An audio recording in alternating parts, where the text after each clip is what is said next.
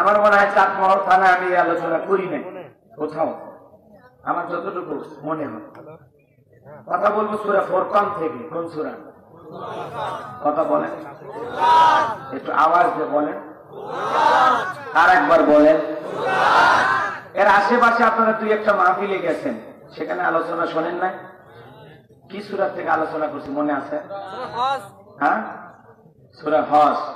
আর একটা কি? সূরা মুলক। এই যে দুইজন শ্রোতার মনে আছে। কুকুরবাসী না কি বাসী? কুয়াবাসী। আর একটা হিরিন্দা বাজার। দুই জায়গায় আলোচনা করছে, আপনারা শুনছেন। তো ওনারা রাত 12টার পরে উঠে দিচ্ছে, কেউ 1টায়, কেউ আবার 1:30টায়।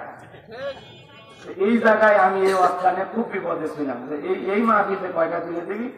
তো পরে আজিজ ভাই উনি বলছে না 10:30 11টার মধ্যে উঠে আসতে। শুনে খুশি হচ্ছে, আলহামদুলিল্লাহ। এতক্ষণ তো ওগুলো তো মঞ্চে উঠি নাই। আর এখানে তো মোটামুটি আমাদের কালেকশন শেষ, এখন খালি ওয়াজ। মানে এখন আপনাদের যেটা পাওনা সেটা খালি বুঝে দেব। কথাকে বুঝাতে পারলাম? তবে আমি একটা কথা আপনাদেরকে বলি, আমি বারবার সেজন্য বলেছি, আজকেও বলতেছি যে তাফসীর লিখলে একটা দায়িত্ব থাকে। হয়তো এখানে অনেকে আছেন ঘটনা শুনবেন, আবার অনেক শিক্ষিত মানুষ এই জায়গায় বসে আছে, তারা বলবে লেখা আছে পোস্টারে কি আর গোলাম রব্বানী কয় কি। কথা বুঝাইতে পারলাম না? এই জন্য সবার দিক চিন্তা ভাবনা করে কথা বলতে হবে। চলুন জবান ছেড়ে আমরা আলোচনা করব। সূরার নাম ফুরকান। জোরসে বলেন কি নাম? আর জোরে ফুরকান মানে হলো সত্য আর মিথ্যার মধ্যে পার্থক্য নির্ধারণকারী একটি সূরা। এই কোরআনের নাম হলো ফুরকান। সুবহানাল্লাহ বলেন। আল্লাহ রাব্বুল আলামিন বলেন হুদাল লিন-নাসি ওয়া বায়িনাতিন মিনাল হুদা ওয়াল ফুরকান। মানব দানব জিন ইনসান সকলের হেদায়েতের জন্য আল্লাহ পাক এই ফুরকান নামক কিতাব নাজিল করেছেন। সত্য আর মিথ্যার মধ্যে পার্থক্য নির্ধারণকারী এই ফুরকান নামক কিতাব থেকে, সূরা ফুরকান থেকে আমি কথা বলবো।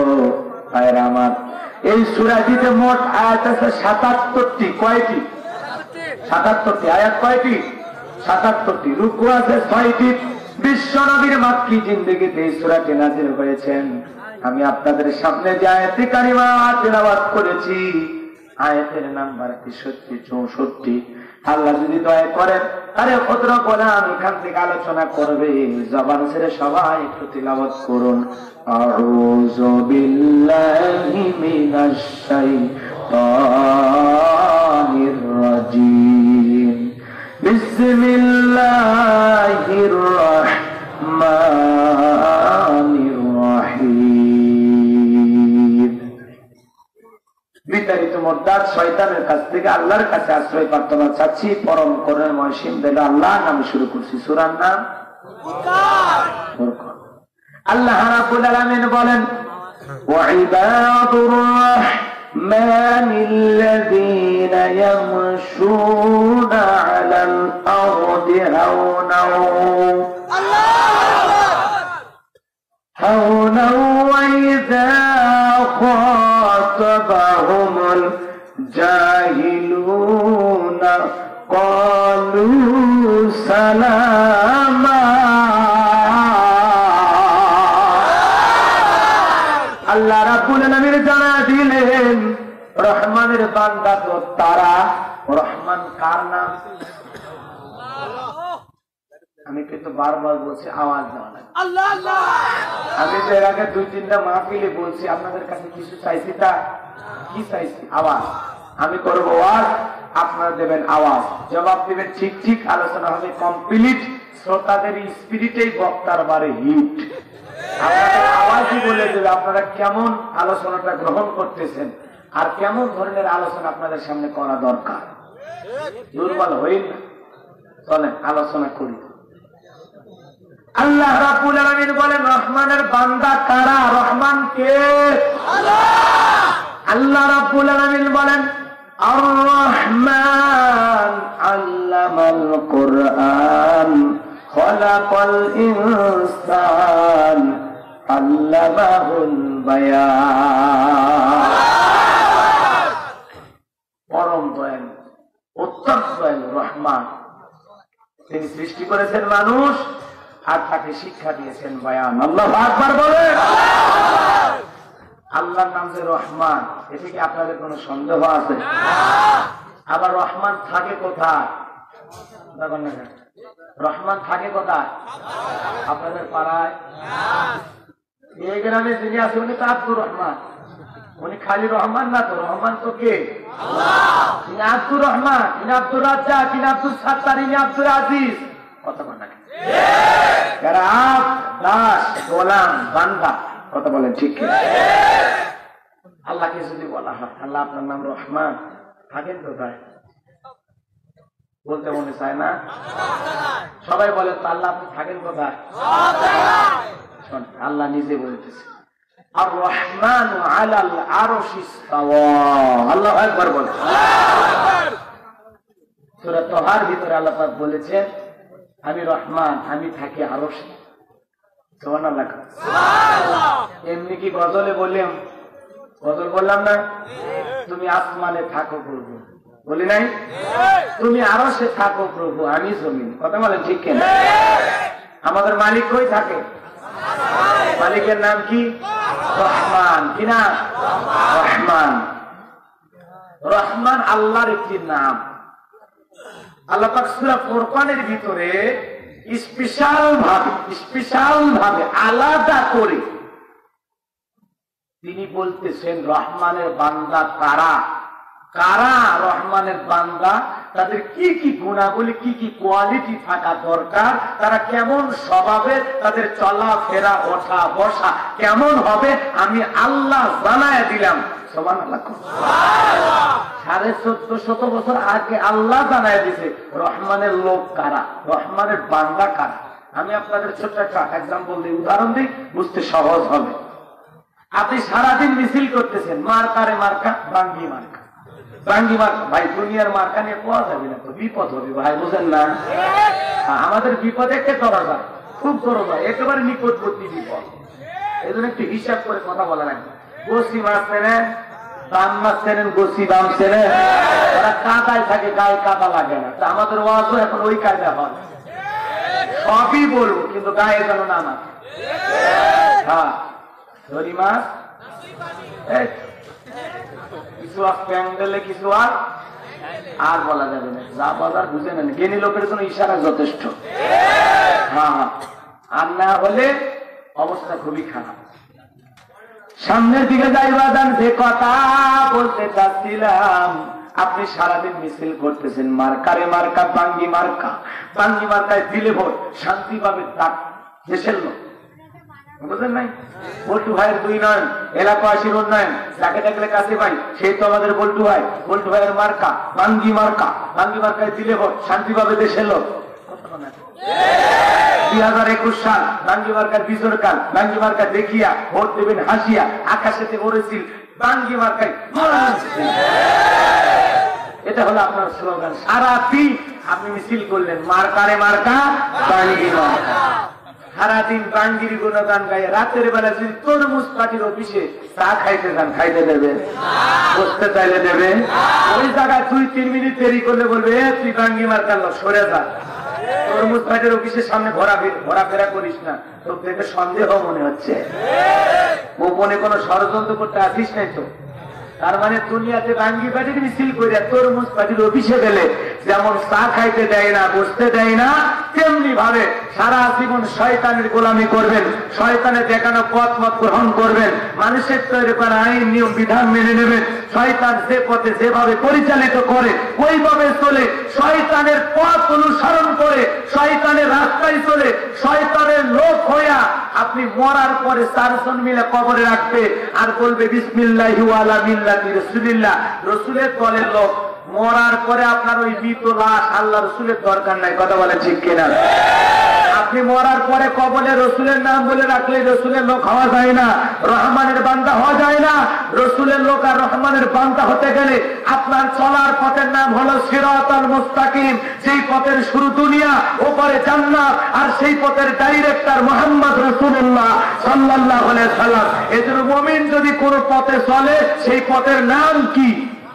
সিরাতাল মুস্তাকিম। কথা বলেন না, খালি ওয়াজ শুনতেছেন। আপনি আমি যেই পথে চলবো সহজ সরল রাস্তা, ওই রাস্তার নাম কি? সিরাতুল মুস্তাকিম। আর এই পথে চলে যারা মুমিন তারা, আর এই পথে চলে যারা সফল তারা, এই পথে চলে যারা নিঃসন্দেহে জান্নাতি মানুষ তারা, এই পথে চলে যারা রাসূলের খাঁটি উম্মত তারা, এই পথে চলে যারা রহমানের বান্দা যারা। আল্লাহু আকবার। আর এই পথে চলবে যারা, তারা কি বলে? আগের আয়াতে ইয়্যাকা না'বুদু ওয়া ইয়্যাকা নাস্তাঈন, তোমারই গোলামি করি, তোমারই গোলামি করি, তোমার কাছেই সাহায্য চাই। সাহায্য চাইলে মালিকের কাছে, কোন নেতার কাছে নয়, কোন পীরের কাছে নয়, মাথা নত হবে একমাত্র আল্লাহর কাছে। কথা বলেন ঠিক কিনা? এবার চলেন আমরা আলোচনার প্রেক্ষাপটে ভালো করে বোঝেন। দুনিয়াতে ভাঙ্গিবাজি মিছিল করে যেমন তরমুজ পাটির অফিসে খাওয়া যায় না, সারা জীবন শয়তানের গোলামি করে, শয়তানের দেখানো পথে মতে চইলা, শয়তানের পদঙ্ক অনুসরণ করে আল্লাহর জান্নাতের খাবারও ভাগ্যে জুটবে না, থাকার তো প্রশ্নই আসে না। শয়তান জান্নাতে না জাহান্নামে? তো তুমি শয়তানের পথে চলে জান্নাতে ঢুকবা? জান্নাত কি মামুর বাড়ির ডাক গেলে এক ডাবু খাবা? জান্নাত কি দুনিয়ার মতো ছেলে ঢুকবা? অত সোজা না, লাত্তি মেরে ফেলে দিবে জাহান্নাম। কথা কোন ঠিক কিনা? মালিক ফেরেশতার নাম শুনছেন? দয়া মায়া নাই, সব সময় মুখ গম্ভীর, এক হাত দিয়ে এরকম, তোমার কাছে এরকম এক হাত এরকম ধরবে, এই এক হাত এরকম জাহান্নামে খালি ফিক মারবে। কয় হাজার জানেন? 40,000। কি বুঝবেন না? এক হাত দিয়ে মানুষকে এরকম জাহান্নামে নিক্ষেপ করবে, 40,000 মানুষ এক হাত দিয়ে নিক্ষেপ করবে। খবর টের পাচ্ছেন না? এই জন্য ভাঙ্গিবাড়ির মিছিল করে যেমন তরমুজ পাটির অফিসে খাওয়া যায় না, সারা জীবন শয়তানের গোলামি কইরা জান্নাত ভাগ্যে জুটবে না। এই জন্য রহমানের বান্দা হব, কিভাবে জমিনে চলবো আল্লাহ বলবে, আমরা সেইভাবে চলবো ইনশাআল্লাহ। রহমানের লোক হতে, রহমানের বান্দা হতে রাজি আছেন তো ইনশাআল্লাহ?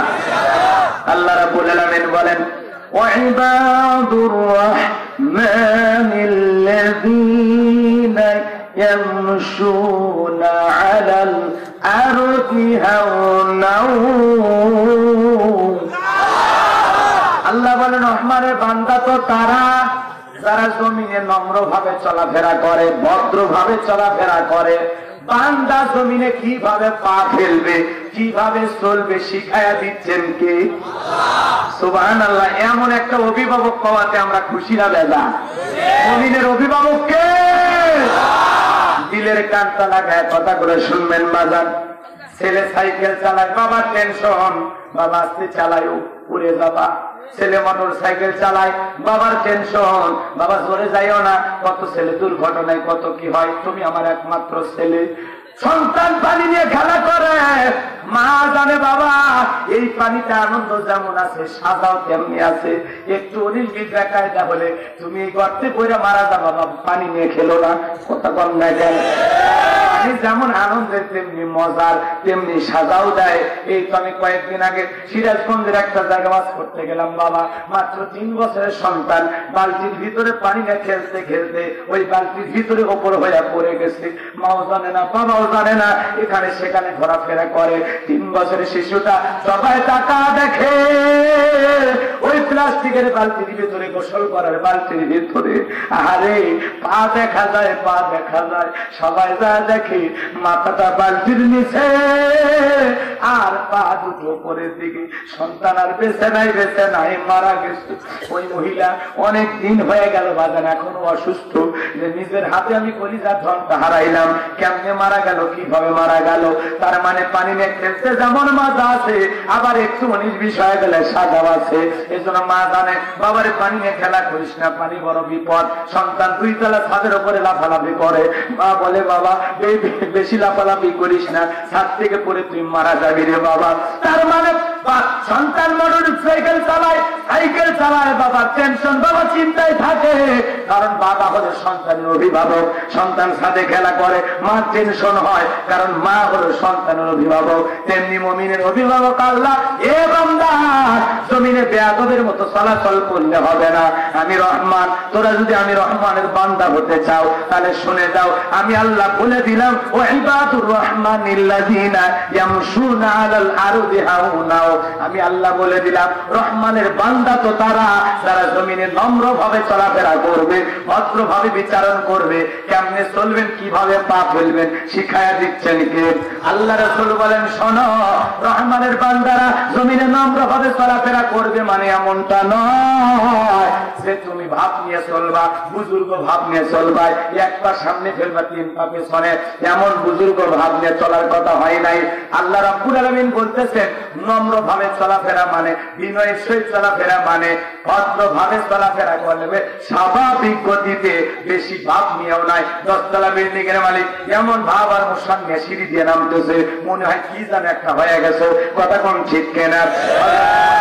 যখন খেলাপথের দায়িত্ব বাজান, একজন যুবক পথ হেঁটে আসতেছে অসুস্থ রোগীর মতো, আজকে তোমার কাছে গেল, যা বলে, যুবক তুমি কেন এমনি হাঁটা চলা করতেছো, ব্যাপার কি, তুমি কি অসুস্থ?